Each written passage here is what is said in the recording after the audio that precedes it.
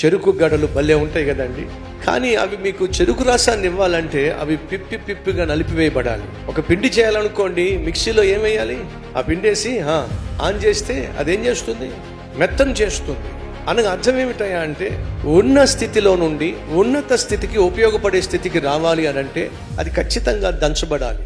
శ్రమలు కష్టాలు మీరు కలిగి ఉంటున్నారు అంటే, వాటి గుండా వెళుతున్నారు అంటే, నీలో నుండి ఒక మంచి ఆత్మీయ వ్యక్తిని బయటికి తీసుకురావడానికే, నీకేదో ఒక విలువైన పాఠాన్ని నేర్పించడానికే, నిన్ను తన దగ్గరికి మరింతగా చేర్చుకోవడానికే, నువ్వు 10 మందికి ఉపయోగపడే వ్యక్తిగా మార్చడానికే దేవుడు నీ జీవితంలో శ్రమలను కష్టాలను అనుమతిస్తాడు.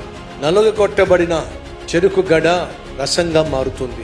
అప్పుడే కదండి మనం విరిగి నలిగిన మనస్సుతో ప్రభు సన్నిధికి వచ్చి ప్రార్థన చేస్తాం. దేవుడు సెలవిచ్చాడు, విరిగి నలిగిన వారంటే ఆయనకి చాలా ఇష్టం అంట. ఆయన వారి ప్రక్కనే ఉంటాడట. విరిగి నలిగిన వారికి దేవుడు ఎప్పుడు కూడా సమీపముగా ఉంటాడు.